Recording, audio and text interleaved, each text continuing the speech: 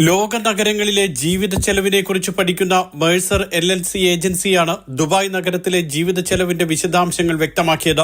പ്രവാസികളുടെ ഉയർന്ന ജീവിത ചെലവിന്റെ കാര്യത്തിൽ ലോകത്ത് 15ാം സ്ഥാനത്താണ് ദുബായ്. നേരത്തെ ഇത് 17ാമതായിരുന്നു.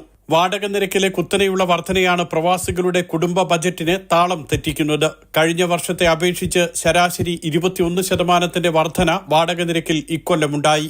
ലോക നഗരങ്ങളിൽ ഇത്രയ്ക്ക് വലിയ വർധന മറ്റിടങ്ങളിൽ ഉണ്ടായിട്ടില്ല. മാത്രമല്ല, Dubai island, palm Jumeirah, Dubai sports city, Dubai hills estate, Damac hills തുടങ്ങിയ മേഖലകളിൽ 100% വരെയാണ് വാടക നിരക്കിലെ വർധന. അവശ്യ സാധനങ്ങളുടെ വിലവർധന, വസ്ത്രങ്ങളടക്കം വ്യക്തികൾ ഉപയോഗിക്കുന്ന സാധനങ്ങളുടെ വിലവർധന എന്നിവയും ദുബായ് നഗരത്തിലെ ജീവിതം ദുസ്സഹമാക്കുന്നുണ്ട്. മുട്ടയും കാപ്പിയും മുതൽ ഒലീവ് ഓയിൽ വരെയുള്ള സാധനങ്ങൾക്ക് വില കൂടിയതായും മേഴ്സർ ഏജൻസിയുടെ സർവേ പറയുന്നു. അറബ് മേഖലയിൽ ദുബായ് കഴിഞ്ഞാൽ തെല്ലവീവ്, അബുദാബി, റിയാദ് തുടങ്ങിയ നഗരങ്ങളിലാണ് ജീവിത ചെലവ് കൂടുതൽ.